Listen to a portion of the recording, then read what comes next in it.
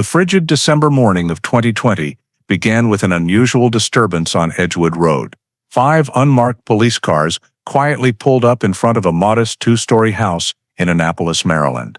Neighbors peered through their curtains as officers in tactical gear positioned themselves around the porch, moving step by step in tense silence.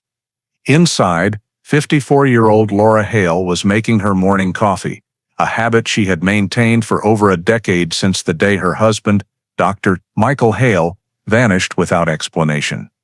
A loud knock came at exactly 8:14 a.m. Laura Hale, Arundel County Police Department. "We have a warrant for your arrest in connection with the 2009 disappearance of Michael Hale." The officers later described how her hand trembled slightly as she set down her coffee cup, yet her face remained strangely calm, as if she had been waiting for this moment for more than 10 years. Before we dive deeper into the story, don't forget to subscribe to the channel and hit the notification bell so you don't miss the latest cases. Late November 2009 brought the coldest days of the year to Annapolis, with the damp, distinctive air of the Chesapeake Bay region blanketing the waterfront homes in a thin, pale gray mist. The usually quiet neighborhood grew even quieter as winter winds swept through, making the rows of trees along Edgewood Road rustle in waves and thinning out the sounds of passers-by. Amid that steady rhythm of life, Dr. Michael Hale finished a long day at Arundel Medical Center, where he often stayed on weekend shifts to help colleagues and wrap up patient charts before the holidays. Hospital staff and a few lingering patients remembered him leaving the campus with his familiar demeanor, walking slowly, carrying his briefcase, showing no signs of hurry or stress. That was the last time anyone confirmed seeing him that day. At home, Laura Hale stuck to her routine of preparing a simple dinner and setting a place for her husband at the table as dusk fell. Since Michael almost always came home at the same time, even when his schedule shifted. But as the usual hour approached, the house grew unusually still. The first calls Laura made rang out long before going to voicemail. Later ones didn't connect at all. David, Michael's older son, when called, had no idea if his father had stayed late at the hospital or had a last-minute appointment. Justin, Laura's son from a previous relationship, confirmed he hadn't spoken to Michael all day. The sense of something wrong grew sharper when Laura tried reaching a few of Michael's close friends and one colleague he sometimes discussed work with after hours, but none of them had any information. The family went outside to check the surrounding area. The driveway, the path along the bay, the small road leading into the neighborhood, and even places Michael occasionally stopped for personal errands. That brief search turned up no sign that he was simply delayed. Time continued to pass in tense silence, and when it grew much later than any of Michael's previous late shifts, the family realized the situation had gone beyond ordinary. With no data or response to hold on to, no one in the family could find a reasonable explanation for his prolonged absence. Finally, when all their own search efforts reached a dead end and anxiety became unbearable, Laura and the boys had no choice but to make the call they could no longer delay. They contacted the police to report that Michael Hale was missing. Just minutes after the call, an Arundel County Patrol unit arrived at the Hale residence, their cruiser lights sweeping across the driveway and illuminating the tense faces of Laura and her 2 stepsons waiting on the porch. The officers entered, introduced themselves, and began the standard procedure for an adult suddenly out of contact. They asked Laura to recount everything from the moment she expected Michael home until the decision to call police, requesting specific timelines of when she and the boys had tried to reach him. Laura explained that Michael usually left the hospital in the late afternoon, always let her know if something came up, and had never turned off his phone in years except when seeing patients. The unanswered calls had worried her early on, but after hours with no sign whatsoever, she felt she had to contact authorities. David and Justin were each asked to describe what they did when they arrived at the house that evening, including how they split up to walk the neighborhood, called Michael's friends, and searched along the roads leading in, but found no clue that he might have made it home and then been prevented from staying. The officers carefully noted every detail because this was baseline data to rule out the possibility that Michael had left voluntarily or had an appointment the family didn't know about. After completing the initial statements, a group of officers split off to verify basic information about Michael's habits and daily routine. They asked Laura about his fixed work hours during the week, how often he stayed late at the hospital to finish charts, the places he usually stopped on the way home, and how often he turned off his phone or was slow to reply to messages. Laura said Michael had maintained a stable routine for years, always let her know if he got held up or had to stay at the hospital to review records. He didn't have a habit of evening workouts, no regular appointments outside the home, and especially had never before disappeared from family contact for this long. This information was entered into a routine description form, an internal document used to assess how unusual the case was. Meanwhile, 2 other officers conducted a general walkthrough of the house's current condition. They passed through the living room, kitchen, hallway, and dining area, noting that nothing was disturbed. There were no signs of forced entry or unusual unlocking, and all household items were in their usual places. They glanced into the home office and master bedroom from the doorway to ensure no obvious danger, but touched nothing and did not conduct a deep search, per initial response protocol, when the immediate goal was only to confirm the general safety of the space, not to begin a criminal search. At the same time, the officer handling paperwork filled in the required fields on the initial report, the last confirmed sighting of Michael, when the family first grew worried, the list of people contacted, and the preliminary conclusion that the case did not fit the profile of a voluntary departure. This assessment was based entirely on Michael's stable habits, clear work schedule, and high sense of responsibility toward both family and patients. After evaluating these factors, the case was classified as missing adult, suspicious circumstances, meaning the missing person had not simply left their environment without notice, but might be facing an undetermined unintended situation. This classification allowed subsequent investigative steps to proceed faster than ordinary missing person cases, especially since many hours had passed with no communication or financial activity from Michael. Before leaving the Hale home to file the report and pass the information to the appropriate unit, the officers compiled all the data collected, Michael's daily habits, the family's initial search efforts, the time contact was lost, the close contacts who had been reached, and the surrounding environment at the time of the check. They instructed the family to keep their phones on 24/7 in case Michael called or someone reported seeing him, and asked them to prepare a detailed list of places Michael frequented, close friends, nearby colleagues, and his most recent activities. As soon as the missing adult, suspicious circumstances file was created, the first step in the investigating unit's process was to build a preliminary timeline of Michael Hale's final activities before he lost all contact.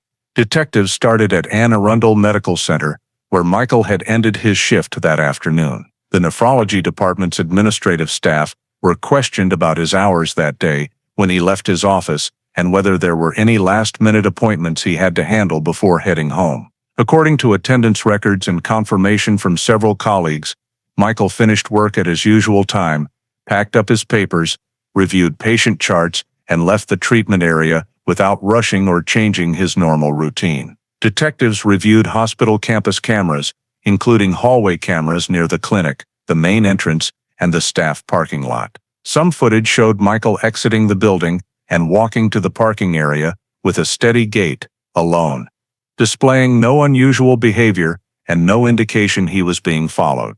Because camera quality in 2009 was limited, the images weren't clear enough to capture license plates or identify surrounding vehicles, but they were sufficient to confirm he left the hospital in his own car via his usual route. From the hospital to home, Michael always took the same route, exiting Medical Parkway, merging onto Spa Road, then a short stretch of Forest Drive, before turning into the branch leading to the neighborhood near Edgewood Road. It was a short, predictable drive he had followed for years because it had little traffic and was safer than alternatives. The detective retraced this exact route, noting areas that might have public cameras, traffic cameras at major intersections, parking lot surveillance at stores, or security systems at businesses along the way. However, in 2009 Annapolis, public cameras were very scarce. Most were low quality, not continuously networked, and many only retained footage for a short time. Collecting data from these sources proved significantly difficult, as many devices had already overwritten old footage or only kept blurry images useless for vehicle identification. Still, detectives obtained a few scattered frames from a convenience store camera showing a car matching the color of Michael's moving from the hospital direction onto Spa Road at a time that fit. Though it couldn't be 100% confirmed as his vehicle, the footage was added to the timeline as a reasonable possibility. In parallel with the camera review, technical officers collected cell tower logs from Michael's carrier. 2009 cell tower location technology couldn't pinpoint exact meters, but could narrow down the area of the last connection. The logs showed Michael's phone connected to a tower near Forest Drive for a brief period after leaving the hospital, consistent with him driving home. The final connection occurred within the coverage area of a tower near the boundary between Forest Drive and the Bayfront neighborhood, exactly the area Michael would pass through shortly before reaching home. After that signal, his phone never connected to any tower again, sent no power-on signal, and made or received no calls. This could happen if the phone was turned off, ran out of battery, or was disabled.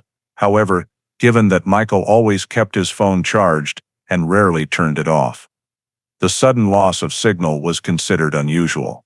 When all this data was compiled, the time he left the hospital, the direction on his usual route, the few matching camera clues, and the last cell tower zone, the detectives were able to create a relatively clear time frame from when Michael left work until he vanished from all tracking sources. After completing the preliminary timeline based on hospital data, the travel route, and cell tower signals, detectives moved on to gathering detailed statements from the family to fill remaining gaps and check for discrepancies in the early hours after contact was lost.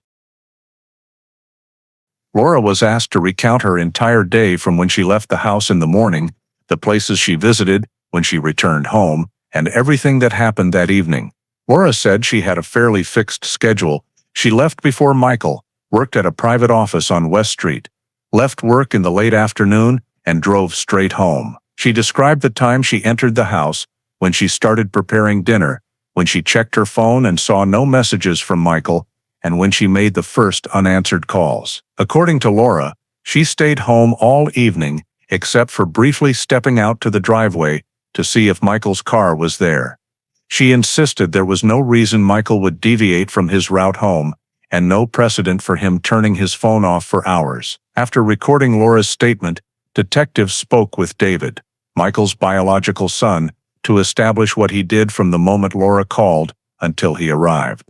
David said he was at a store near downtown Annapolis when he got the call from his stepmother and immediately left to check the house. He described his actions upon arrival, checking the garage, walking around the backyard, looking through windows to see if Michael had come home, and then left again. David said he saw nothing unusual and no sign Michael had returned. When asked about Michael's behavior in the preceding days, David said his father hadn't mentioned anything out of the ordinary and had kept his normal work schedule. Justin, Laura's son from a previous relationship, was interviewed similarly. Justin said he was at a friend's house in Parole when he received a text from his mother, then left to help search. He hadn't seen Michael that day and hadn't spoken to him in the previous 48 hours. When he reached the Hale house, Justin said he walked the neighborhood in the opposite direction from David to increase the chances of spotting Michael's car if he was stuck nearby or stopped somewhere unusual. Justin confirmed the area was completely quiet,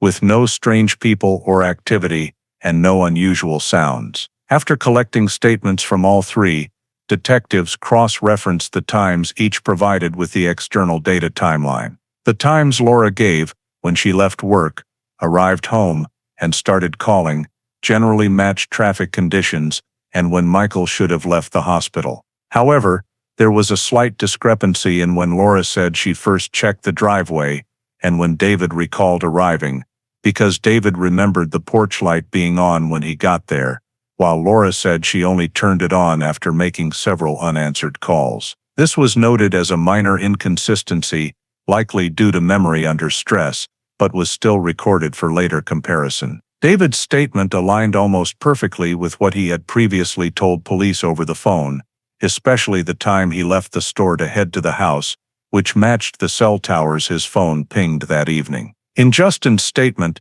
detectives flagged one detail needing clarification.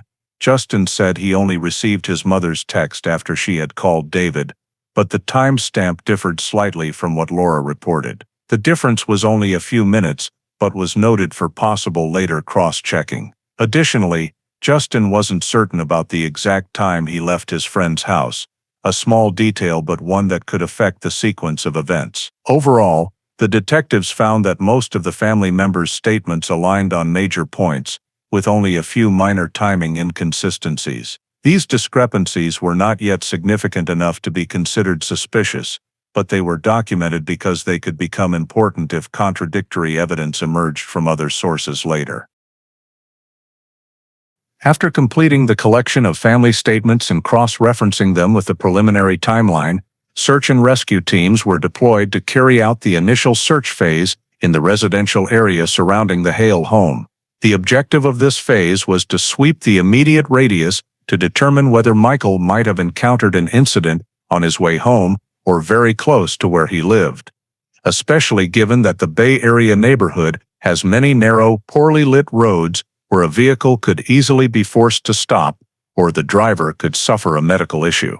Sayre began by establishing a search perimeter that encompassed the entire residential neighborhood where the Hale family lived, as well as the side roads connecting to Edgewood Road. Teams were divided into small groups equipped with flashlights, topographic maps, and communication devices to systematically check every stretch of road, from the driveways of neighboring homes and rarely used footpaths to blind curves where a slow-moving or stopped vehicle might go unnoticed. Another group examined roadside areas, bushes, drainage ditches, and spaces immediately adjacent to residential fences for any signs of a vehicle skidding, colliding, or coming to an abrupt stop. In addition to visual searches, Sayre worked in coordination with a K-9 unit, deploying scent-tracking dogs using personal items provided by the family that carried Michael's scent. The dogs started at the Hale driveway and moved outward toward the road that connects the neighborhood to Forest Drive.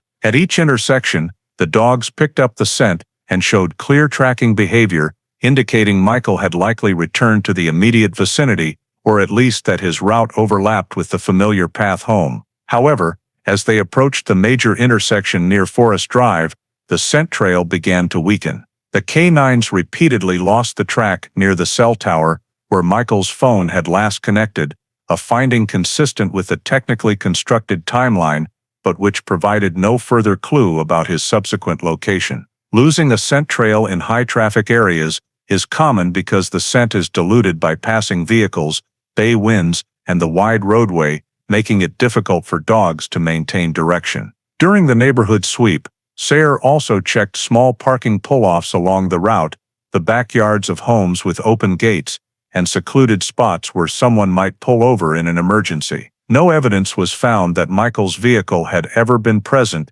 at any of those locations. Additionally, the ground team surveyed narrow paths leading toward the bay and overlooks with water views, although the search had not yet expanded into the waterfront areas themselves. Since the priority in the initial phase remained the easily accessible zones Michael would have passed through after leaving the hospital. During this process, they noted scattered everyday litter, soda cans, food wrappers, plastic bags, but everything was ruled unrelated after comparison with the items Michael typically carried. Investigators mapped the areas already searched, marked the routes covered by Sayre and K-9 units, and pinpointed the exact locations where the scent was lost for future reference. After several hours of continuous searching in the immediate vicinity of the home with no direct leads discovered, Sayre concluded that the likelihood of Michael having met with an incident inside the residential neighborhood was very low. This narrowed the initial range of hypotheses and further reinforced the timeline evidence, suggesting he may have left the area near his home before disappearing completely from all tracking sources. After the residential area search around the Hale home yielded no reliable signs, SAR moved into an expanded phase, focused on two large natural areas along Michael's usual route: Quiet Waters Park and the forested region surrounding Harness Creek. These locations feature more complex terrain, trails, small parking lots, forest edges, and paths leading to the water, and are routinely considered in missing person cases when someone may have had an incident while traveling alone. The SR team entered Quiet Waters Park through the main gate and split into multiple small groups to systematically cover each section. One group checked the scattered parking areas throughout the park, where people sometimes stopped to jog or walk along the lake. They compared vehicles present on the day of the search with local registration lists, but found no sign of Michael's car or any indication he had been there during the relevant time frame. A second group proceeded along the trails that crisscrossed the park, using GPS units to ensure every branch was covered. The trails were covered in winter leaf litter and sparse vegetation, giving searchers relatively clear visibility of the ground for footprints or drag marks if someone had fallen or had an accident. After many hours, however, they found nothing noteworthy: no tire skids, no unfamiliar personal items, no fresh footprints matching the shoe size provided by the family. Another group moved down to the waterfront sections, where the park opens onto narrow roads along the South River and small inlets feeding into Harness Creek. There they inspected boat ramps, steep embankments at the water's edge, and areas with limited visibility from the main path. SAR used rescue hooks and high-powered lights to examine potentially hazardous spots where someone could slip. The bay water showed no recent disturbance near the shore, and no unusual objects floating or caught in downed trees, indicating no recent incident involving a person in distress. Next, the search extended into the forested area around Harness Creek, which contains many dirt roads and unofficial access points from the main road into rarely visited sections. SAR deployed drones for overhead observation of dense areas that were hard to reach on foot, while ground teams walked the forest in a grid pattern to ensure nothing was missed. They paid particular attention to disturbed soil, fresh tire tracks, or signs of recent foot traffic. Any suspicious spots were thoroughly investigated, including expanding the observation radius around each marked point. Yet the entire Harness Creek area revealed no direct evidence related to Michael, no fresh footprints, no tire tracks matching his vehicle type, and no personal items or physical signs left behind. Teams also checked small roadside pull-offs leading into the park and relaxation areas near the lake, where hikers sometimes park. All license plates were recorded and cross-checked against regional registration databases. None belonged to Michael or anyone connected to the family. Despite SAR's efforts to use every daylight hour to cover the park and forest thoroughly, the results mirrored the first phase: no trace indicating Michael had ever entered any of the natural areas around Annapolis after leaving the hospital. The absence of clues in this expanded search forced investigators to consider that Michael either did not travel into open land or parks immediately after leaving the hospital, or that any traces he may have left were too faint to detect using standard methods. After 2 phases of field searching produced no clear evidence of Michael's presence, investigators refocused on the one location they had only superficially examined on the first day after the report was received: the Hale family home itself. Re-examining the interior structure became necessary because no trace of Michael had been found along any roads or natural areas he might have traveled, and the phone signal lost did not help narrow his location. A small investigative team was assigned to return to the Hale residence the following morning, this time conducting a thorough forensic scene examination appropriate for missing person cases with unusual indicators. Upon entering, the team asked Laura and the children to leave the search area to ensure all observations were recorded objectively. They began on the ground floor, moving room by room to determine whether any details had been missed during the initial walkthrough. The living room and kitchen remained exactly as previously reported, furniture undisturbed, no dropped items, no physical signs of a struggle. However, when the team entered Michael's home office, which contained a desk, filing cabinets, and a small computer corner, they noted several anomalies that had not been apparent during the earlier external observation. On the desk, several file folders and document stacks were misaligned, out of their usual order. The desk drawer was slightly ajar with marks suggesting it had been yanked open, though not enough to conclusively indicate a search, yet it also did not match the neat habits the family attributed to Michael. Patient charts and work schedules were mixed in with personal financial documents, something David said almost never happened because Michael always kept work and personal papers strictly separated. Nothing was broken or missing, but the disarrangement of the files suggested someone had handled the workspace. When the team examined the corner where Michael kept the internal security camera system, they discovered a far more serious issue. The DVR hard drive that stored all in-home surveillance footage had been removed from its housing. The hard drive bay was completely empty, and the remaining cables showed the drive had been manually unplugged rather than fallen out or failed mechanically. There were no signs of forced pulling or broken wires, indicating the person who removed it knew exactly how to open the unit and extract the drive. The family confirmed Michael was the only one who ever accessed the system and that he had not had anyone service it recently. This significantly raised suspicion because if someone entered the house after Michael left, the DVR hard drive would be a prime target for removal to erase any recorded images. Investigators quickly collected all relevant details about the camera system, device model, typical hard drive type, installation date, for later technical analysis. While examining the ground floor, one team member checked the back door of the Hale home and found it closed but unlocked. Inconsistent with family routine, Laura stated they always locked the back door at night and that no one regularly used that entrance late in the evening. The door frame showed no pry marks or damage, meaning it had not been forced. Several details stood out. The hinges were aligned, the latch was intact, and there were no foreign footprints or tracked-in dirt near the threshold, yet the door itself was not in the state the family claimed to have left it. An unlocked back door opened two possibilities.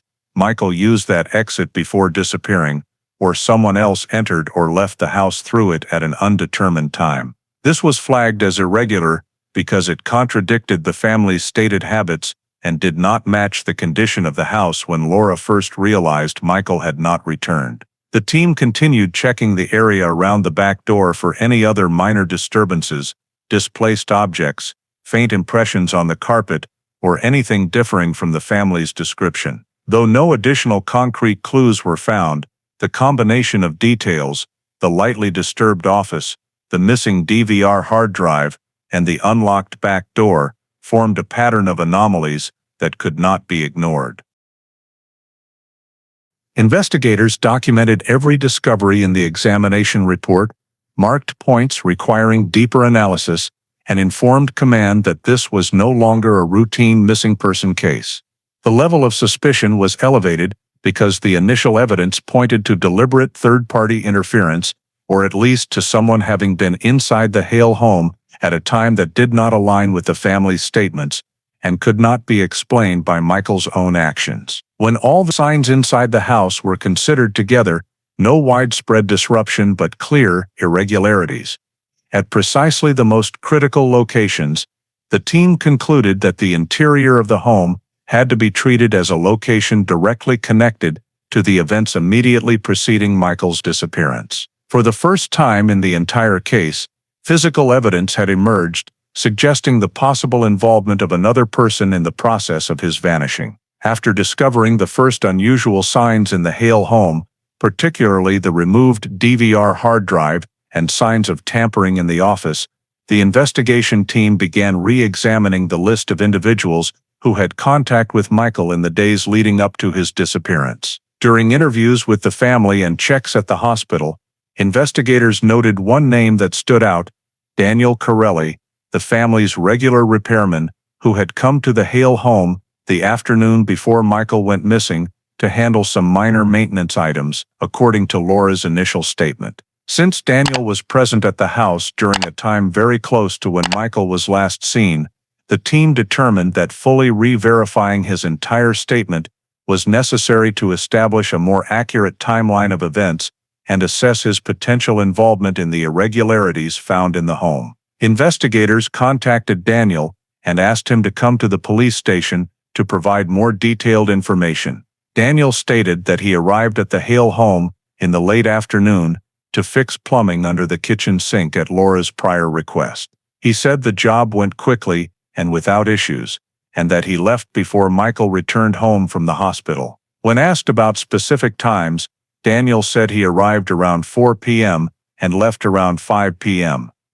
But he didn't remember the exact minutes. The investigation team recorded this statement and moved on to verifying supporting data to confirm the accuracy of the timeline Daniel provided. First, they asked Daniel to produce any receipts for materials related to that repair. Daniel provided an invoice for pipe fittings purchased from a hardware store on Forest Drive, time-stamped early that same afternoon. This matched his statement that he bought supplies before heading to the Hale house. However, upon closer inspection, investigators noticed the receipt time was nearly an hour earlier than the arrival time Daniel initially stated, and when asked about the gap between purchasing the materials and arriving at the Hale home, Daniel said he had stopped at another job site but couldn't recall the exact location or time. The team flagged this as a discrepancy, requiring further verification. After collecting the receipt, the technical team analyzed cell tower data from Daniel's phone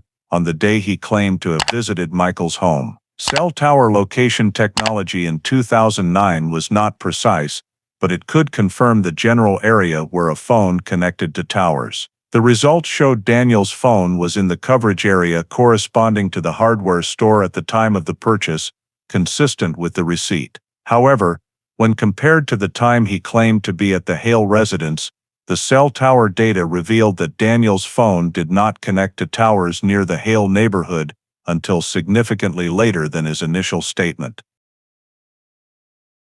Specifically, instead of appearing in the area around 4 p.m. as he described, Daniel's phone only connected in that zone close to 5 p.m., meaning he likely arrived 30 to 40 minutes later than stated. When questioned again about his travel time, Daniel said he might have mixed up the times because he was busy that day and didn't remember exactly when he got to the Hale house. But the investigation team still noted this as a significant inconsistency, since people who regularly work scheduled repair jobs typically have a fairly good recollection of when they arrive and leave each location to avoid missing subsequent appointments. Beyond the timing issues, investigators also questioned the true purpose of Daniel's visit to the Hale home that afternoon. In his initial statement, he said he only fixed the plumbing, but when cross-checked with the family, Laura said she had only asked Daniel to check whether the pipes were leaking because she had noticed moisture under the sink the previous day. That task should have taken only 15 to 20 minutes, yet according to Daniel, he stayed nearly an hour to make sure the problem didn't come back. This drew the investigators' attention because the level of detail and time spent on such a minor job seemed disproportionate, especially since Daniel could not provide any work order records or specific confirmation from the jobs he claimed to have done before and after the Hale visit. For further verification, investigators returned to the Hale home and inspected the area under the kitchen sink. The preliminary conclusion was that the pipe showed no recent repair beyond being tightened, which was consistent with Daniel's explanation, but not sufficient to eliminate suspicion about why he stayed longer than necessary. The investigators also asked about Daniel's relationship with the Hale family to assess whether he might have had a personal reason to remain at the house longer, but Daniel insisted the relationship was strictly professional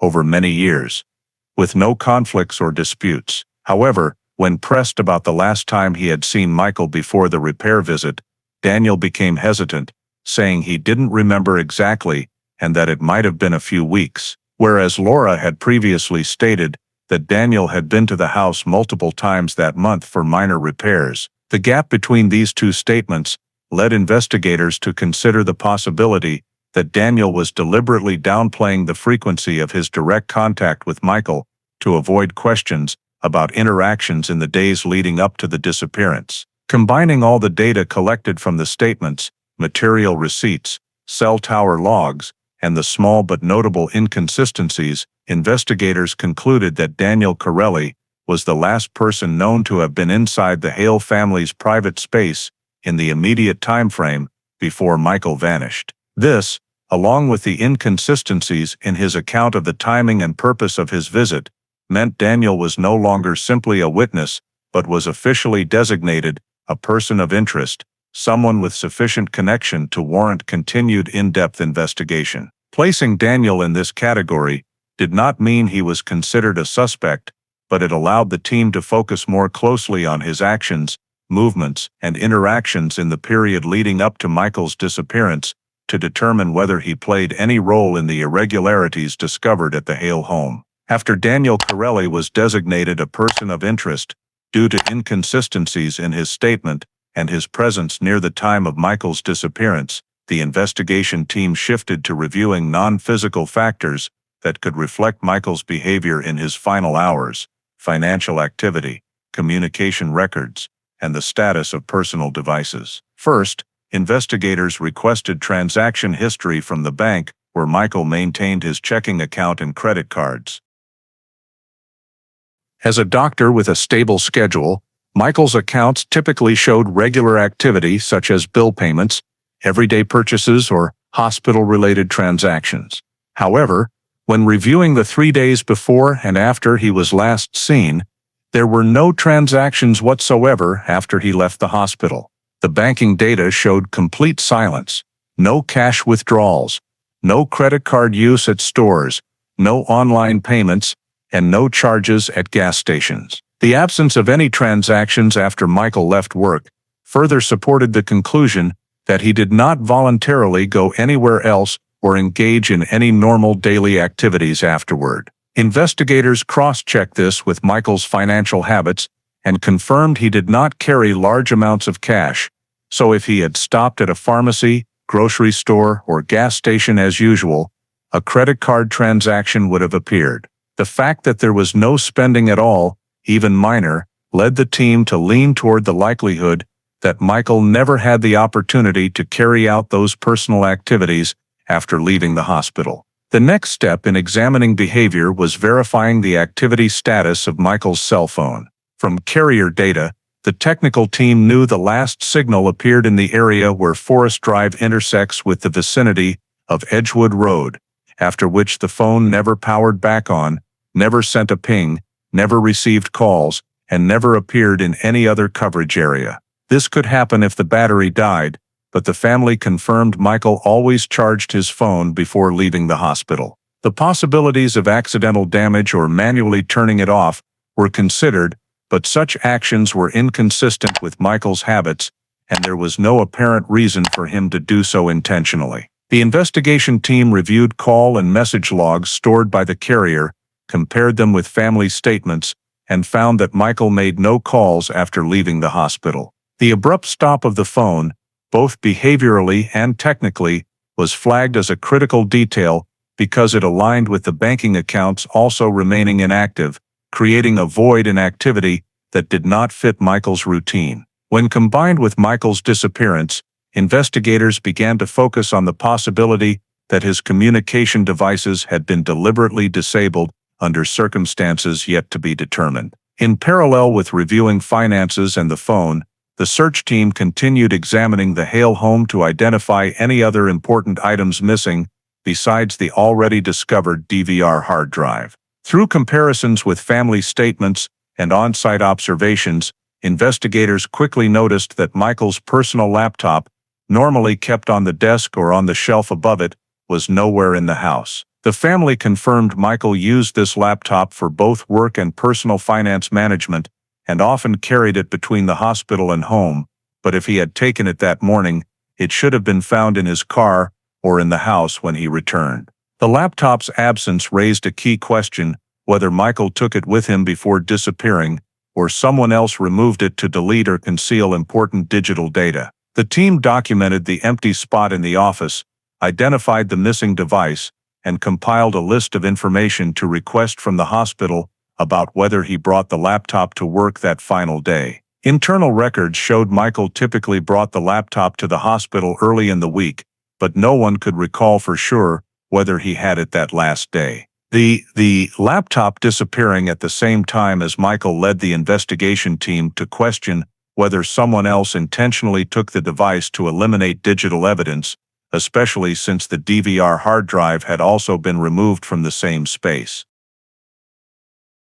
When all the data from this phase was compiled, completely inactive bank accounts, the cell phone stopping abruptly, and the personal laptop missing from the home, the investigation team had additional grounds to assert that Michael's disappearance did not have the characteristics of a voluntary departure, but rather involved intervention that interrupted all of his financial and communication activity in the moments immediately preceding his vanishing. After completing the reviews of finances, communication devices, and personal belongings, the investigation team returned its focus to Laura Hale's statements as the technical data collected was beginning to reveal discrepancies with the timeline she had provided in the initial days after reporting Michael missing.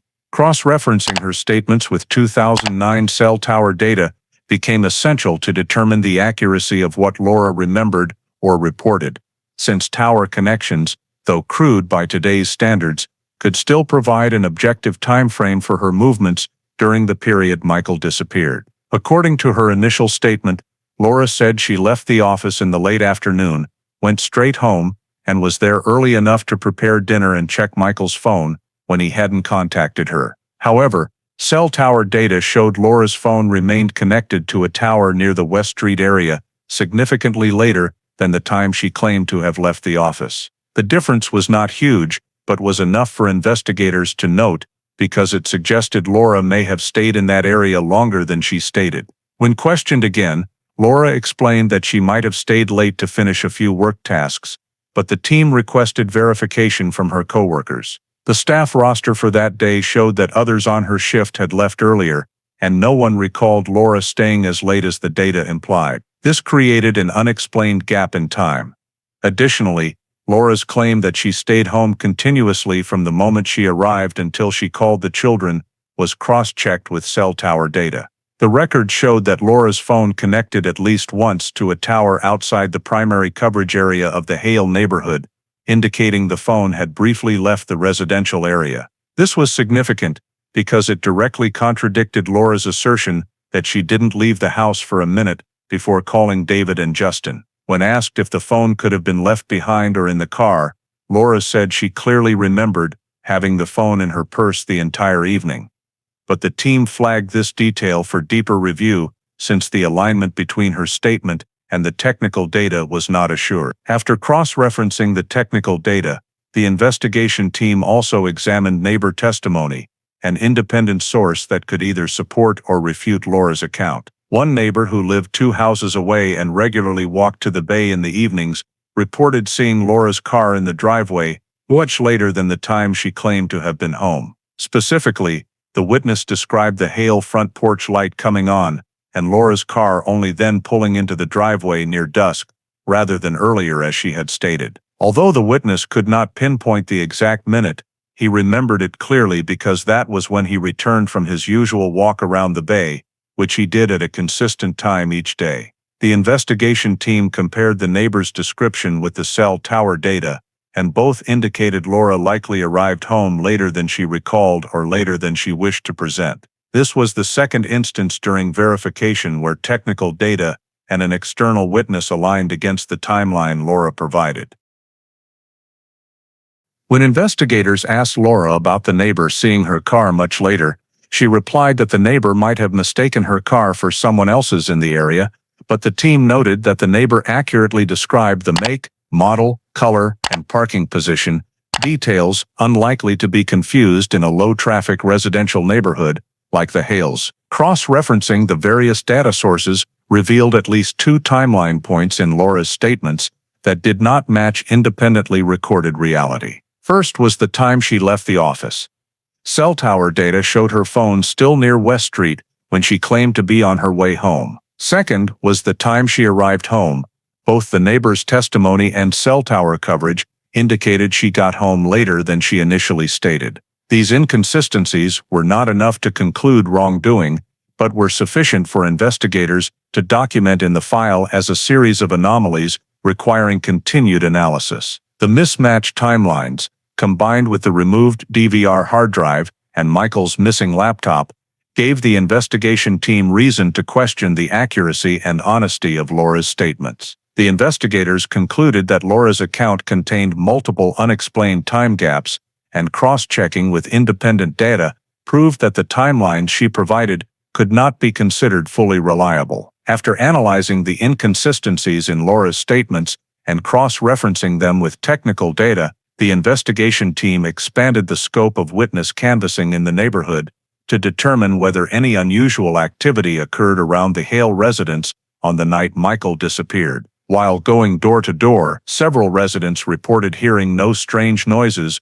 or noticing any disturbances, but one witness living at the corner of the street, approximately 3 houses away from the Hales, provided noteworthy information on the night Michael vanished. He saw an unfamiliar vehicle parked at the curb in front of the Hale area for an unusually long period. The witness described seeing the car while taking out his trash in the evening, and what drew his attention was not that the vehicle was particularly unusual, but that it remained stationary in an area where strange cars rarely parked for extended periods. According to his initial description, it was a mid-sized dark-colored car, possibly an older sedan or crossover, but he couldn't identify the exact make and model because the street lighting was dim and he only saw it from an angle. The witness did not see anyone get in or out of the vehicle while he was outside, but he was certain it did not belong to any resident in the immediate cluster of homes where the cars were consistent and easily recognizable. Investigators asked the witness for an approximate time the car appeared, and he confirmed it was after full dark, but before he went inside to watch his usual television program. That time frame directly overlapped with the period Laura claimed she was at home and beginning to call Michael, yet it was also the same window in which cell tower data indicated Laura might not have been at the house as she stated. The temporal overlap made the unfamiliar vehicle a significant lead, even though it remained non-specific. When pressed for more details, the witness said he couldn't make out the license plate from his position, and although several nearby homes had security cameras, most were older, low-resolution units installed years earlier that pointed toward front porches rather than the street. Investigators collected footage from the few still operational cameras, but none captured an image of the described vehicle from the angle or time the witness indicated. One camera mounted at the front of a house near the intersection did record the reflection of headlights on the roadway, but the image was too blurry and only showed a slow-moving streak of light, insufficient to confirm whether it was the same vehicle. There were no traffic cameras in the area in 2009, as widespread traffic surveillance had not yet been implemented in Annapolis at that time. The team reviewed footage from businesses and gas stations along Forest Drive, but found no recordings that matched the time frame of the witness's sighting. This left the lead entirely dependent on the witness's subjective recollection, unverifiable by video evidence. However, another resident living across the street from the Hales recalled hearing an engine idling softly for quite some time before the vehicle eventually drove away, though he never saw the car itself because it was obscured by trees. Investigators noted this second statement because the time frame he described also fell within the same window mentioned by the first witness. Although the two accounts could not confirm it was the same vehicle, the fact that both residents independently remembered an unfamiliar car in an area with normally stable traffic patterns led the team to treat it as a credible possibility. When combining the two statements, investigators concluded that at least one vehicle not belonging to local residents was present on the night Michael disappeared, remained parked long enough for a pedestrian to notice, and then left without leaving any clear trace. Although it could not be concluded that the car was directly related to Michael's disappearance, its presence during a time frame that coincided with key events, and the complete absence of any camera confirmation meant the team could not dismiss it. With no license plate, no clear images, and no description of a driver, the information could not be developed into an independent investigative thread. Nevertheless, because it did not contradict any existing evidence, the team decided to retain the statements in the file as a hanging lead, a detail not currently actionable, but potentially significant if future evidence related to a vehicle or any individual with reason to be near the Hale home during that window were to surface. This hanging lead was fully documented along with its limitations, lack of video evidence, lack of physical proof, and inability to independently verify, yet still noteworthy because it sat precisely at the intersection of the unstable timelines in Laura's statements and the period when Michael was confirmed to have gone completely out of contact. Despite the team's thorough canvassing of the neighborhood, expanded searches of nearby natural areas, examination of the home's interior, verification of Michael's last known contacts, and collection of numerous supporting statements, none of the steps taken in the initial weeks produced any direct evidence that could pinpoint Michael's location or explain his disappearance. No body was found, his vehicle was never located abandoned in any parking lot or along any roadway, and there were no physical signs inside the house indicating a struggle or forced entry. The anomalies, removed DVR hard drive, missing laptop, and open back door, were notable but insufficient to establish a specific crime without additional supporting data.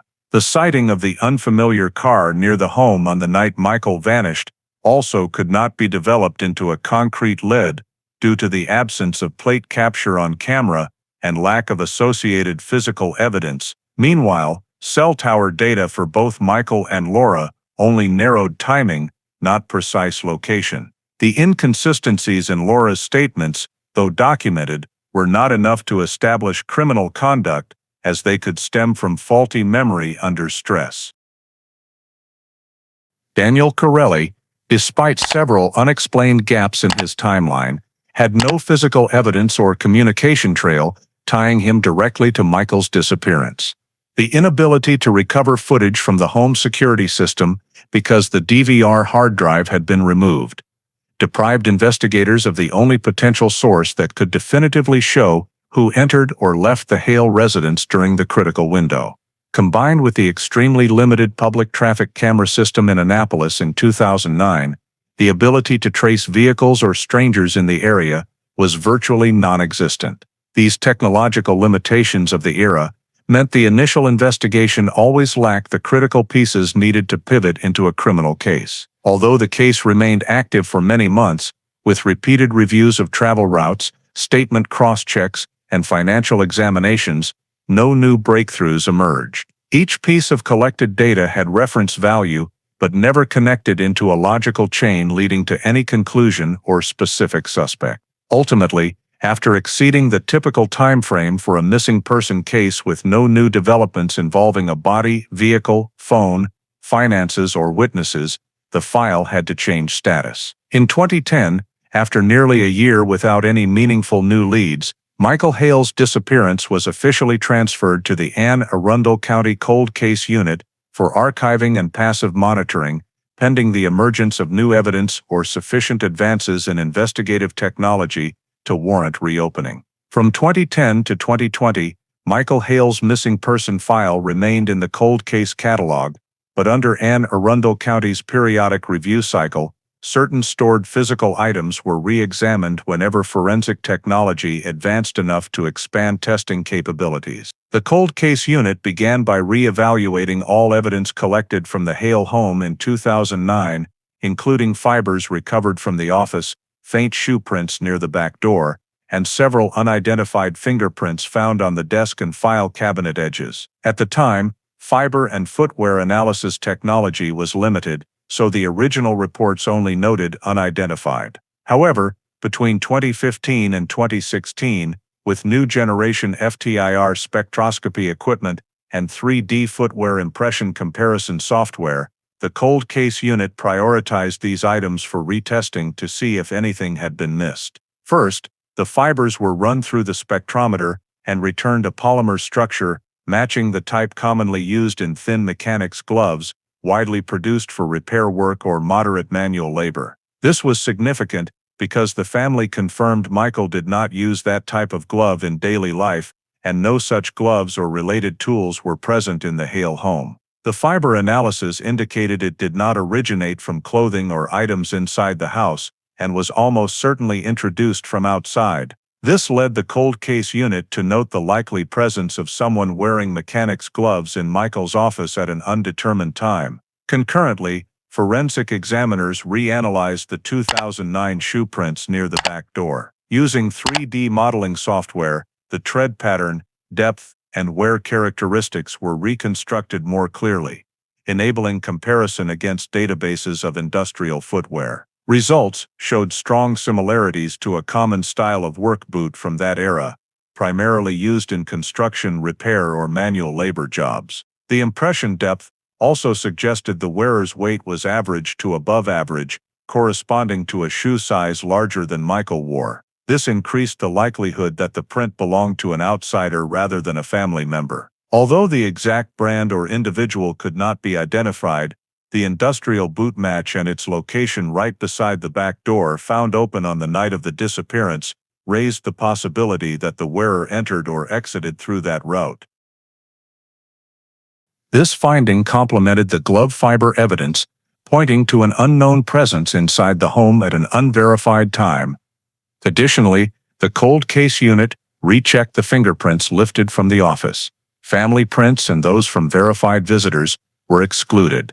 2 unidentified prints remained in the file, but in 2009 they could not be run against broader databases due to system limitations. In later years, once the AFIS network expanded, the cold case unit submitted both samples for comparison, but still found no matches within the state. While the negative result did not identify a perpetrator, it narrowed the possibility that the person who left the prints had no prior criminal record or biometric data on file. Cold case investigators updated the file with the new findings: fibers consistent with mechanic's gloves, footwear consistent with industrial boots, and fingerprints belonging neither to the family nor to known offenders in the system. These conclusions were considered valuable because they demonstrated third-party intrusion at the scene, contradicting the original hypothesis that office anomalies could be attributed to Michael himself or normal household activity. The presence of evidence linked to technical, labor, or repair environments prompted the cold case unit to re-examine the list of individuals known to have been near the Hale home, including Daniel Corelli, a repairman who had worked for the family multiple times and was present at the house shortly before Michael vanished. Although physical evidence alone was insufficient to implicate any specific person, the fact that both the fibers and the shoe print pointed to a technical labor profile led the cold case unit to formally recommend renewed scrutiny of individuals who might routinely use mechanic's gloves or industrial footwear, particularly those with legitimate reasons to access the Hale residence before or after the disappearance. By 2020, after the Arundel County Cold Case Unit was restructured with additional personnel and upgraded forensic technology, Michael Hale's disappearance was placed on the high priority list for potential reinvestigation. Detective Allison Keating, a veteran investigator skilled at reconnecting fragmented data points in dormant cases, was assigned to take over the file. Her first task was a complete top-to-bottom review of the entire case. Original timeline, investigative reports, family statements, cell tower data, financial records, and all physical evidence seized in 2009. Keating spent days reconstructing the original sequence of events and cross-checking every timestamp against data accumulated over the intervening decade. She cataloged every previously identified anomaly that could not be pursued due to technological constraints at the time. The removed DVR hard drive, Michael's missing personal laptop, the open back door with no signs of forced entry, fibers consistent with mechanic's gloves, and shoe prints consistent with industrial boots. Keating paid particular attention to the 2015-2016 reanalysis results, in which forensic experts confirmed the office fibers came from gloves commonly used in technical repair work, and the footwear matched industrial boots. She incorporated these findings into her summary to assess the possibility that someone in a technical or repair occupation had been inside the Hale home during the relevant period. When reviewing the list of individuals known to have visited the residence shortly before the disappearance, Keating immediately flagged Daniel Corelli, the repairman hired by the family on multiple occasions, who was present at the house the day before Michael vanished.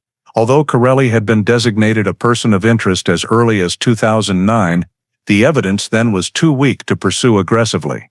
With the new forensic conclusions, he once again became a central figure. After analyzing timelines and physical evidence, Keating returned to the two most prominent unresolved issues in the entire file, issues even the 2009 team believed might hold the key, but could not decipher. The dismantled DVR and Michael's missing laptop. Keating classified these as the critical items because the DVR contained all home security camera footage, and its removal was highly unlikely to be random or self-initiated by Michael. Although the original investigation never determined who tampered with the system, the absence of the hard drive clearly indicated deliberate interference to eliminate video evidence. Keating re-examined photographs of the equipment from the 2009 reports, verified the DVR model and installation date, and explored whether replacement drives or serial numbers could still be traced. At the same time, she reviewed family statements about Michael's laptop, the only device containing his work files, finances, and personal emails. Since colleagues confirmed Michael did not take the laptop to the hospital on his last day of work, it had to have been inside the house at the time of his disappearance. Keating highlighted the fact that the laptop was never recovered from the home or vehicle, as significantly increasing the likelihood that someone deliberately removed it at the same time the DVR was disabled. When she pieced together the DVR, laptop, industrial boot prints, and mechanic's glove fibers, Keating concluded that all these elements could be linked through a single scenario: the presence of an individual with technical or repair skills who had access to the Hale residence and a motive to erase or conceal visual evidence. She re-examined the original timeline once more, focusing on the window between Michael leaving the hospital and Laura beginning to call him, the same period when the back door was left open and the DVR was tampered with, details the original file could not clarify. Keating's analysis emphasized that although no direct evidence identified a perpetrator, the scattered physical items formed a logical pattern when viewed through the lens of modern forensic technology. While Detective Allison Keating was conducting a full reconstruction of the entire case file and preparing the next investigative steps, an unexpected development occurred in mid-2020, originating from the house that had previously belonged to the Hale family but had been sold to new owners a few years after the disappearance case stalled. The new homeowner contacted the Arundel County Police after repair workers, while upgrading the electrical system, discovered a metal box-shaped object hidden behind the ceiling panel above Michael Hale's former home office. The object was wrapped in 2 layers of gray nylon bags, covered in thick dust, indicating it had remained undisturbed in that location for many years. Upon opening the wrapping, the workers realized it was an old DVR hard drive, the exact same model that had been installed in the Hale family's security camera system in 2009. Immediately following this call, the investigative team in the cold case unit rushed to the house to verify the find. Based on its shape, size, model, and matching scratch marks from photographs in the original case file, they confirmed that this was the hard drive that had vanished on the night Michael Hale disappeared. This discovery was a breakthrough because it opened the only remaining opportunity to review the camera footage that had been considered permanently lost for over a decade. Following protocol without delay, the hard drive was sealed, fully documented in the scene report, and transferred to the FBI's Baltimore field office, the unit equipped with the tools to recover data from older hard drives and specialized in handling electronic evidence from cold cases. At the FBI laboratory, digital forensics experts began examining the drive's physical condition. The disk had been disconnected from power for years. The circuit board showed slight oxidation but no serious mechanical damage overall. After cleaning the surface and testing the connection ports, they connected the drive to a specialized forensic data extraction system, Not all data could be recovered because many partitions had been overwritten or corrupted over time, but the recovery software successfully retrieved fragmented video segments covering the critical 36-hour window surrounding Michael's disappearance, the exact time frame the cold case unit needed most. When the FBI sent its initial report to Detective Keating, it revealed that the drive had not been completely wiped. Key video segments still existed in memory, though incomplete. These clips, for the first time, provided direct visual evidence of activity inside and around the Hale house at the time of the disappearance. The first recovered segment, from the hallway camera near the front door, showed Michael Hale returning home on the evening he vanished. The footage captured him entering through the front door carrying his briefcase, with no one following him and no signs of distress or hurry. He turned off the porch light, set the briefcase on the table, and walked straight to his office. This was the last image of Michael on camera. No subsequent footage showed him leaving the house, confirming to investigators that he was indeed inside the home before he disappeared, directly contradicting the 2009 theory that he might have met with an accident on the way home from the hospital. The next recovered segment, from the kitchen camera, showed activity in the early morning hours of the following day. Daniel Corelli appeared at the back door and entered the house through that entrance rather than the front. He did not knock or call out, and no one was seen letting him in. Daniel entered with a familiar demeanor, wearing thin dark gloves and carrying a small tool bag. He moved around the kitchen area for a few minutes before heading toward the office. Since the video had no audio, it could not be determined whether he called out to anyone, but his presence at that hour completely contradicted his original statement that he had only been at the house the previous afternoon and never returned the next morning. This turned his initial statement into a serious inconsistency and strengthened suspicions that he knew far more than he had admitted. Even more significant, another clip from the camera overlooking the driveway captured Laura leaving the house at a time that did not match the statement she had maintained for over 10 years. She appeared wearing a light-colored coat, got into her car, and drove away during the window when she claimed she was always at home, calling Michael and waiting for him to return. The video evidence aligned perfectly with cell tower data, showing her phone connecting to a different tower at that exact time. The match between the video and the technical data became the strongest evidence yet that Laura's statement may have been altered to conceal her movements. The final clip recovered by the FBI came from the backyard camera. It was heavily corrupted and consisted of only a few scattered frames, but they were enough to show the silhouette of an unknown person appearing behind the house on the night Michael disappeared. The individual wore a dark jacket and a baseball cap, moved along the fence line, then approached the back door, the same door later found unlocked. Although the image was not clear enough to identify a face or build, the posture and gait indicated a man taller than Michael. More importantly, this figure appeared shortly before the camera system stopped recording, possibly coinciding with the moment the DVR was removed.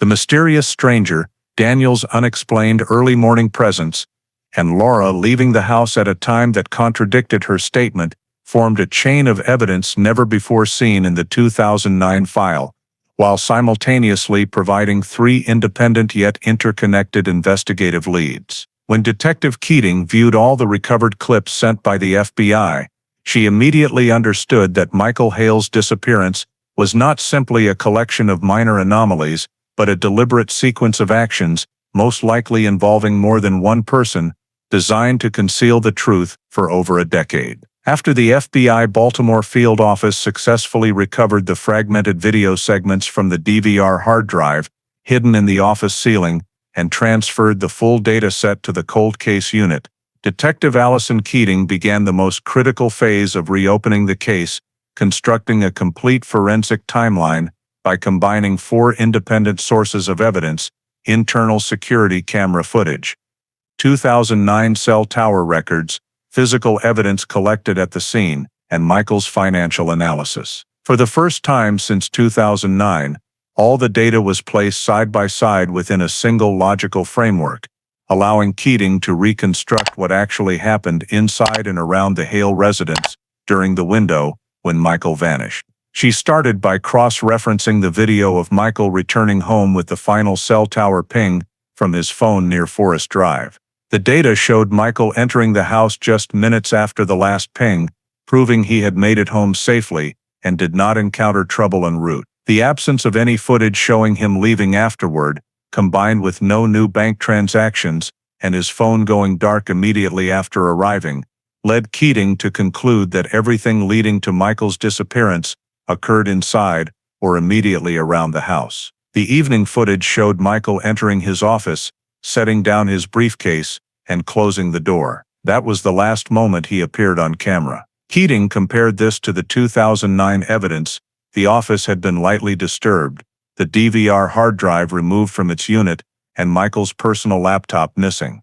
By aligning the timestamp when the video stopped recording with the moment the DVR was disconnected, she determined the surveillance system had been disabled within minutes to a few hours after Michael entered the office. This reinforced the theory that someone deliberately neutralized the cameras shortly after he disappeared. Michael's cell tower data, his phone going completely silent after 7:14 p.m., was synced with the video of him entering at 7:09 p.m. The window was too narrow for him to have left and returned, so Keating marked this as the forensic convergence point, the moment when all traces of Michael's activity ceased, and the internal cameras were about to be disabled. This indicated purposeful interference within a very tight time frame. Keating then analyzed the early morning clips, showing Daniel Corelli entering through the back door. When she overlaid the video timestamps with Daniel's cell tower records from that day, she found his phone connected to the tower, covering the exact rear area of the Hale property during the same window he appeared on camera, confirming he was physically inside the house at that moment.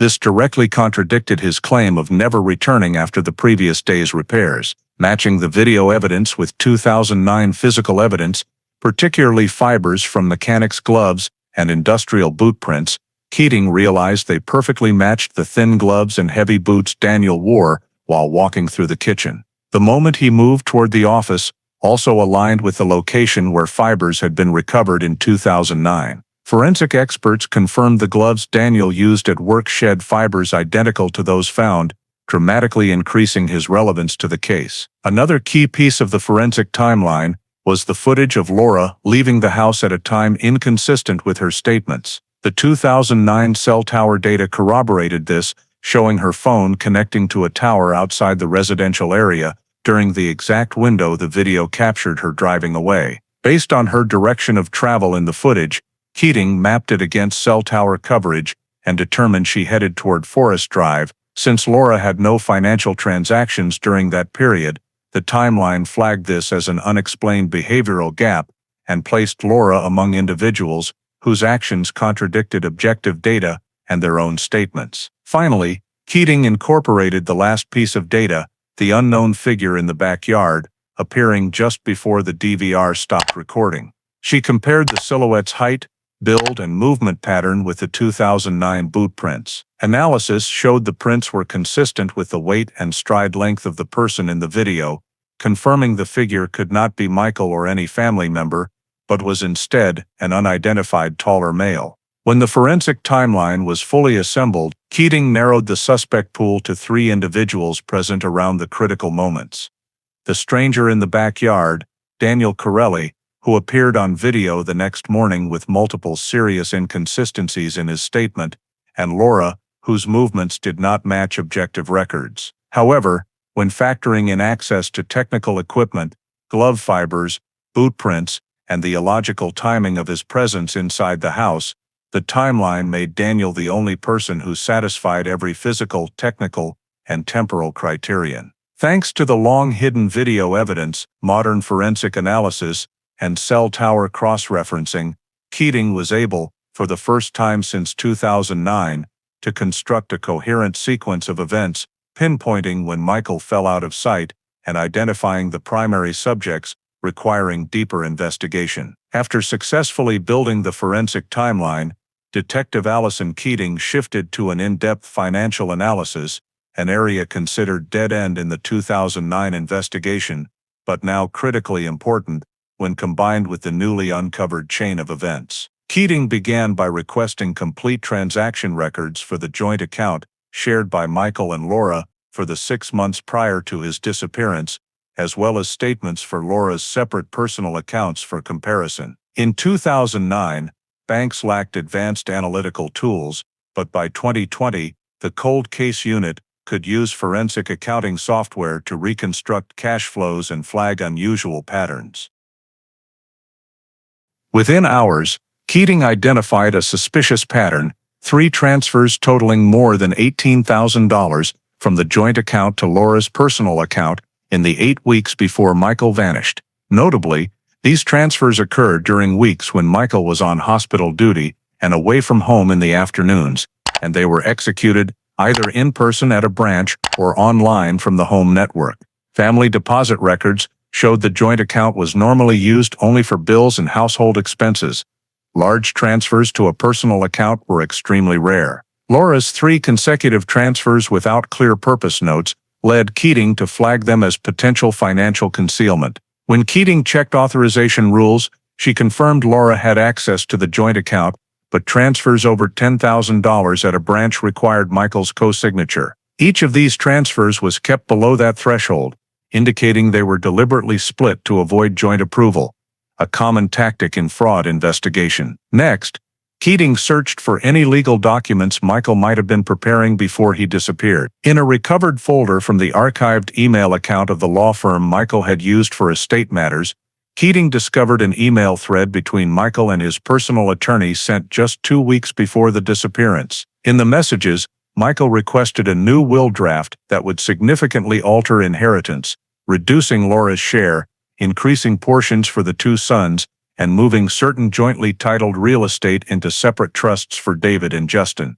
The final email in the chain showed the attorney had completed the draft and was awaiting Michael's signature the following week, the same week Michael vanished. This drew Keating's immediate attention, because if the new will had been executed, Laura would have lost substantial financial benefits compared to the old will drafted years earlier. Notably, the attorney confirmed Michael had personally requested the changes and described his demeanor in their most recent meeting as determined, like he wanted to get everything settled as quickly as possible. When Keating overlaid the financial data onto the forensic timeline, she saw that Laura's unusual transfers began right after the date Michael first emailed the attorney about revising the will. This raised major questions.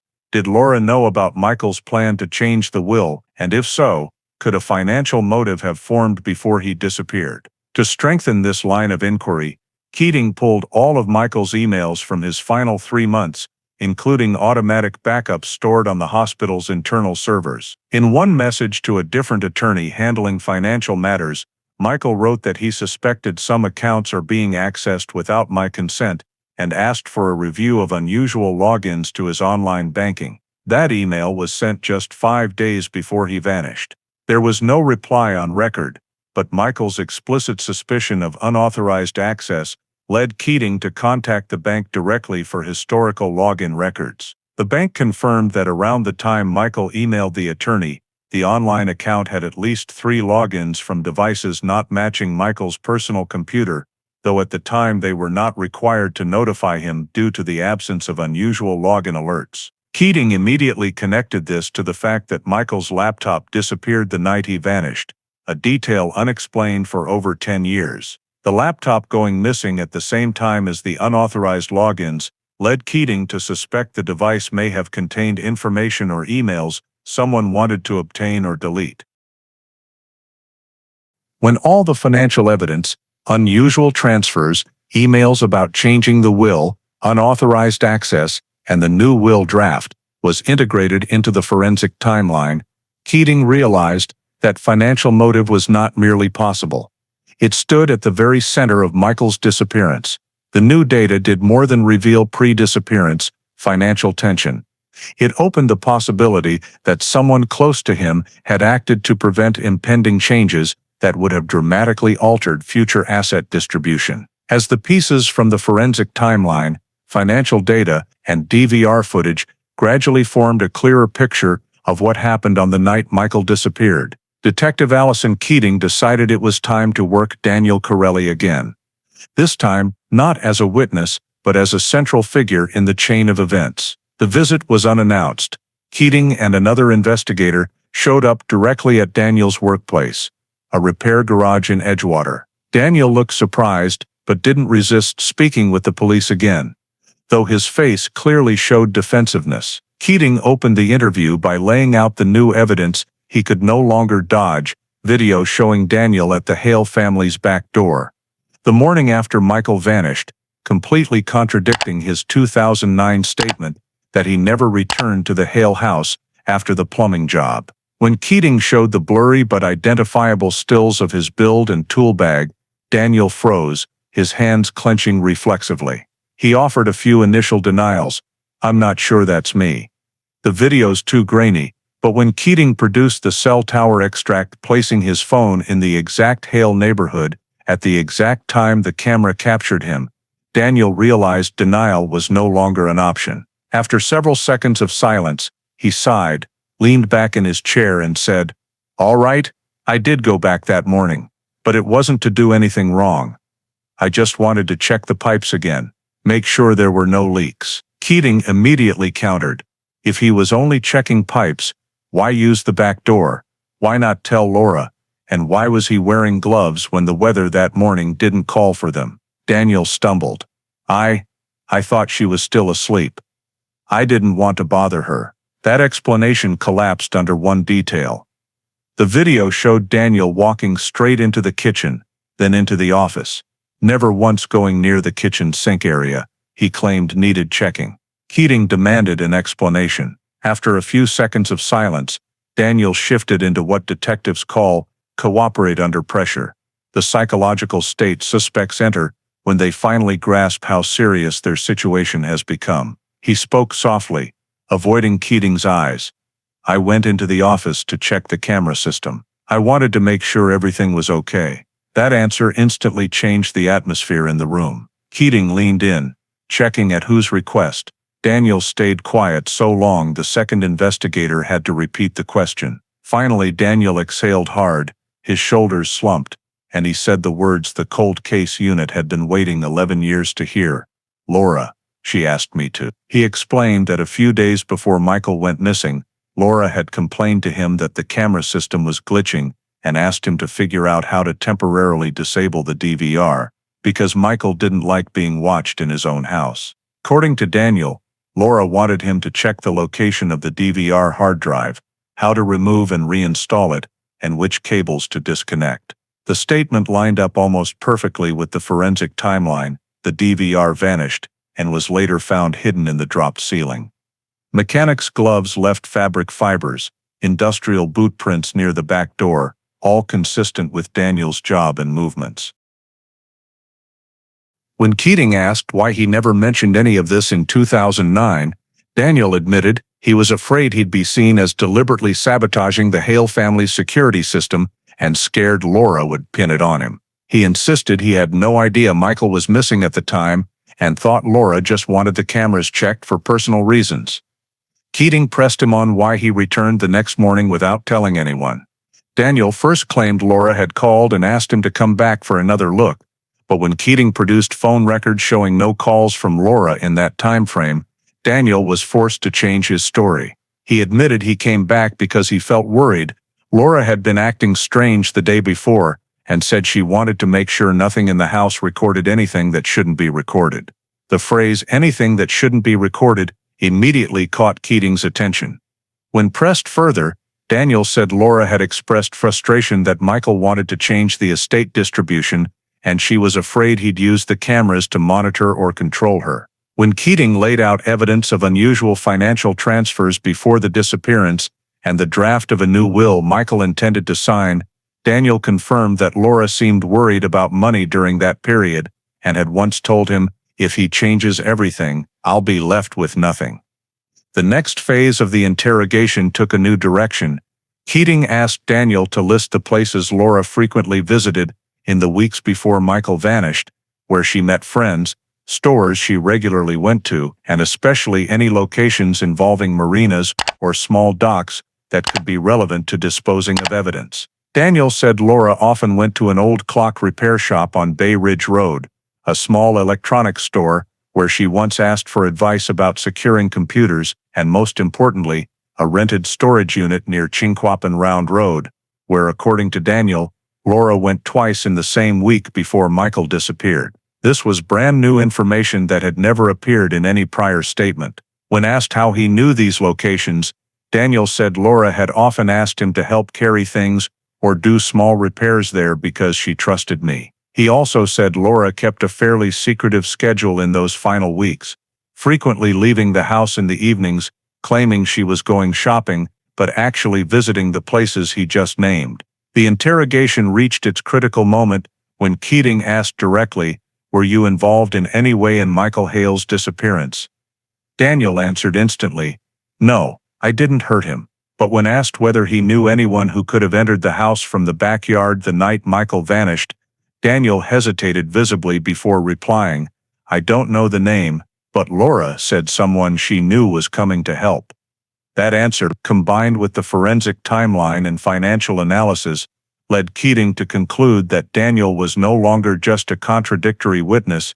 He was now a key player directly linked to tampering with the cameras present at the Hale house the next morning and in possession of previously undisclosed information about Laura's activities. After finalizing the forensic timeline, solidifying the financial motive, and obtaining Daniel Corelli's crucial statement about Laura disabling the camera system and arranging for a known person to come to the Hale house the night Michael disappeared, Detective Allison Keating submitted the investigative report to the Arundel County State's Attorney to request arrest warrants. Based on the totality of evidence, recovered DVR footage, cell tower data, irregular financial activity, forensic evidence, and Daniel's new statement, warrants were immediately signed for Laura Hale on charges of kidnapping, tampering with evidence, and obstruction of justice.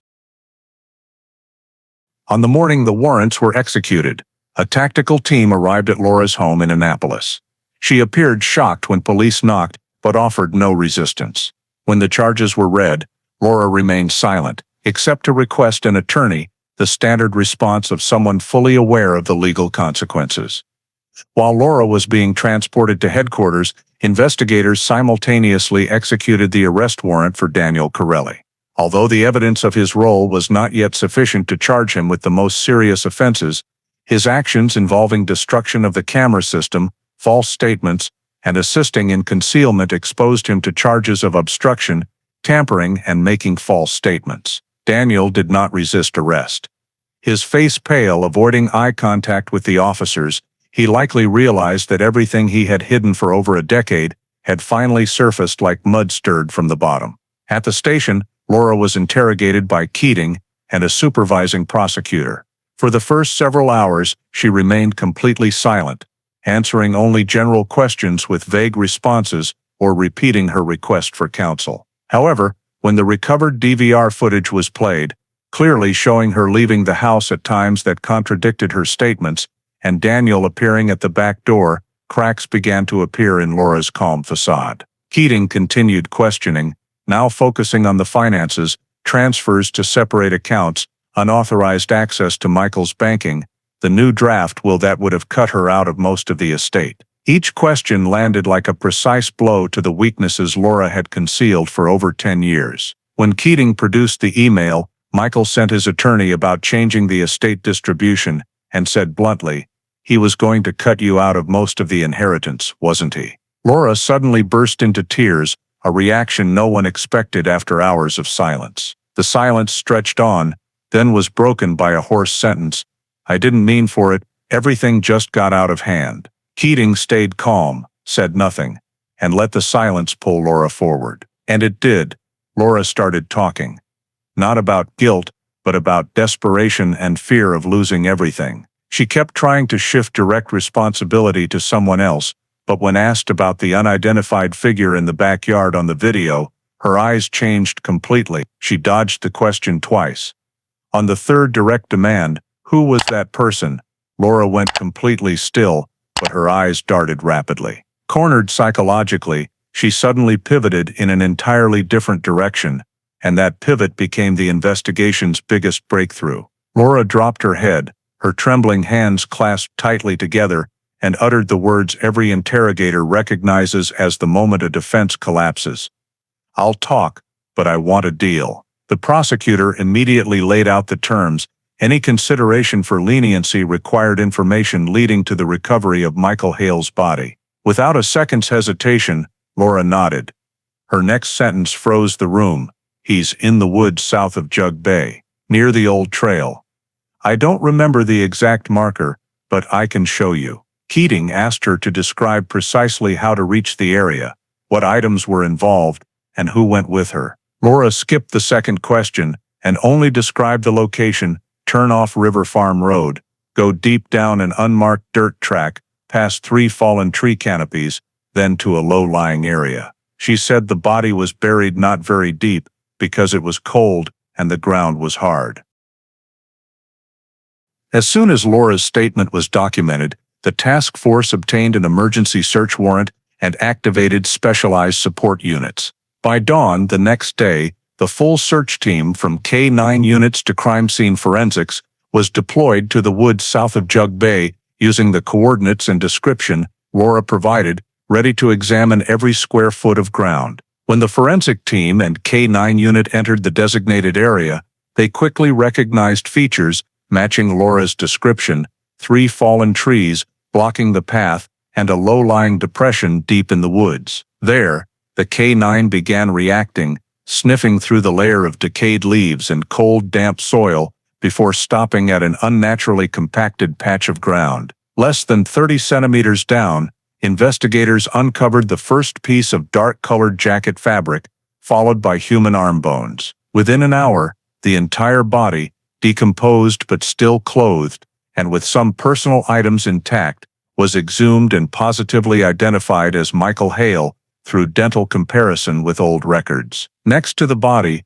forensics recovered plastic zip ties still attached to the wrists and a thin cable tightly looped around the neck area, clear evidence of deliberate violence. Michael's wristwatch remained beside the rib cage, its crystal shattered but not removed. Once excavation was complete, the remains were transported to the Maryland office of the chief medical examiner for autopsy. The autopsy report, finalized after nearly 2 weeks of analysis, determined that Michael died from forceful strangulation with a soft ligature such as a cord or cable, combined with severe blunt force trauma to the occiput from impact with a hard object. Time of death was estimated to have occurred within a few hours of his last appearance on the DVR footage, perfectly aligning with the forensic timeline constructed by Detective Keating. On Michael's jacket, examiners found multiple dark gray fibers that matched the type recovered from the Hale home office in 2009, the exact kind of mechanics glove fibers Daniel routinely used. Although advanced decomposition prevented recovery of a full DNA profile, mechanical marks on the bones and the hasty burial manner confirmed a premeditated murder executed under time pressure. When the autopsy report, restored DVR footage, financial analysis, cell tower data, Daniel's new statements, and the complete investigative timeline were compiled, the case officially met the criteria to be reclassified from missing person to murder investigation, unlike its status in 2009. The Arundel County State's Attorney immediately prepared charges for a trial scheduled in 2021 and indicted Laura Hale on elevated counts: first-degree murder, kidnapping, tampering with evidence, and obstruction of justice. Daniel Corelli, due to his direct involvement in conflicting statements, was charged with accessory after the fact, tampering and making false statements. However, he was offered consideration for a reduced sentence in exchange for cooperating as a witness. During the pretrial phase, Laura's defense attempted to suppress the DVR footage, arguing that chain of custody could not be guaranteed after more than a decade, but the FBI Baltimore field office fully authenticated the chain of custody and data integrity, causing the motion to fail. When the trial officially began in April 2021, the courtroom was packed, drawing intense interest from the Annapolis community that had lived with questions about Michael's mysterious disappearance for 12 years. The prosecution opened by presenting the forensic timeline, Michael arriving home at 7:09 p.m., his phone going offline. Minutes later, the DVR system being disabled immediately after he entered the office, and traces of an unknown person in the backyard. The DVR video, though fragmented, was played for the jury, clearly showing Daniel entering through the back door the next morning, wearing gloves and carrying a tool bag, followed by footage of Laura leaving the house at a time that contradicted her statements and driving toward Forest Drive. The jury visibly reacted as these clips were shown. Cell tower data was introduced next. Laura's pings matched the rote and timing seen in the video, while Daniel's phone placed him within the Hale residence coverage area, exactly when the footage showed him in the kitchen. Together, these analyses formed a minute-by-minute chain of corroboration. A critical subsequent portion of the trial addressed finances.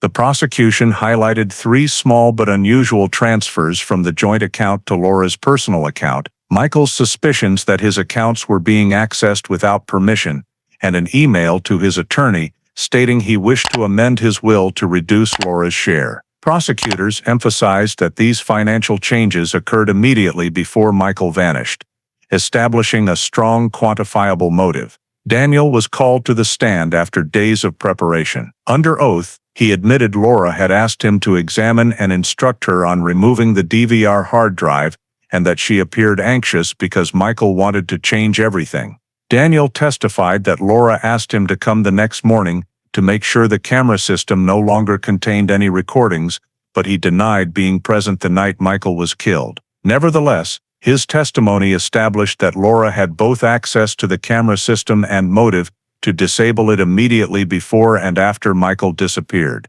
In cross-examination, Laura's attorney attempted to portray Daniel as the only person shown at the house early that morning, the person inside the office, and the source of the glove fibers. However, the forensic timeline and autopsy conclusively fixed the time of death to the night Michael vanished, a time when Daniel was not present, as proven by cell tower records. This rendered the attempt to shift blame to Daniel unconvincing.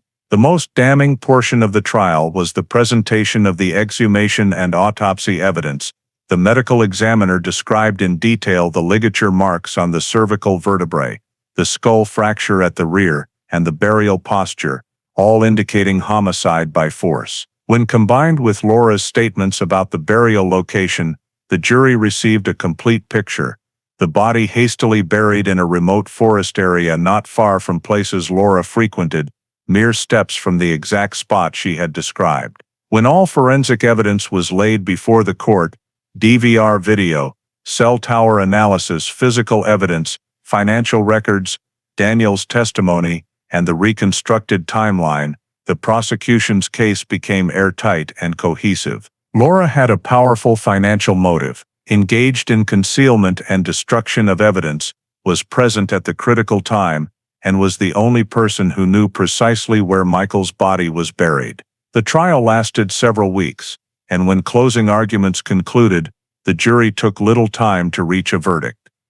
Laura guilty of first-degree murder, kidnapping, tampering with evidence, and obstruction of justice. The judge sentenced her to 30 years without possibility of parole, stating in the sentencing remarks that the financial motive, the calculated behavior, and the decade-long cover-up demonstrate the defendant's danger and cruelty. Laura showed little reaction, standing silently with hands clenched at the bar, staring blankly as the sentence was read. Daniel Corelli, who assisted after the fact and provided false information for over 10 years, was tried separately. Although he did not directly participate in taking Michael's life, the court found he intentionally interfered with the cameras, helped Laura erase data, and lied to investigators. Because he cooperated during the cold case phase and provided testimony that located the body, Daniel received a 7-year sentence for accessory after the fact, tampering, and making false statements. The judge acknowledged his eventual assistance in solving the case, but stressed that the prolonged silence and concealment caused immeasurable harm. Once the sentences were final, Michael Hale's file was officially closed with a complete investigative conclusion. Michael was murdered inside the home. his body removed from the scene and buried at Jug Bay. The internal camera system was disabled to erase traces. His laptop, financial data, and legal documents were altered to conceal motive. The entire conclusion was archived in the cold case files as one of the most thoroughly resolved cases through the combination of physical evidence, digital forensics, and financial data analysis. At the end of 2021, the Cold Case Unit released a nearly 200-page report detailing the decade-plus investigation. The report described every step in detail, from initial 2009 evidence collection and the failure due to technological limitations, to the discovery of the DVR hard drive hidden in the ceiling, FBI Baltimore's role in data recovery, and the pivotal importance of the forensic timeline. The report has since been used as training material within the Maryland law enforcement community to emphasize the critical nature of long-term evidence preservation and multi-source data analysis in missing persons cases that evolve into homicides. With the file closed, the Annapolis community, which had lived with uncertainty for over a decade, finally received clear answers. It was not an accident or a mysterious disappearance. It was a crime concealed through technology, calculation, and the silence of those closest to the victim. The case is officially closed, yet its legacy within Arundel County's investigative history and the Cold Case Unit endures as proof of the value of persistence, modern forensic technology, and the determination to pursue truth to the end. The story of the Michael Hale case, a 2009 Annapolis disappearance, solved only in 2021 after a DVR hard drive was found hidden in the ceiling, is not just a crime story. It reflects very real issues in contemporary American life: the fragility of trust within families, the importance of digital data, and the dangers posed by prolonged, unseen financial or emotional fractures. This case shows that domestic violence is not always overt threats. Sometimes it begins with subtle signs, such as financial control, unauthorized account access, or manipulation of loved ones. Just as Laura transferred money from the joint account to her own, secretly monitored the camera system, and tried to prevent Michael from changing his will. In reality, domestic violence experts in the United States note that financial manipulation and information control are often early warning indicators of risk for serious violence. The story also underscores the importance of preserving data and personal devices.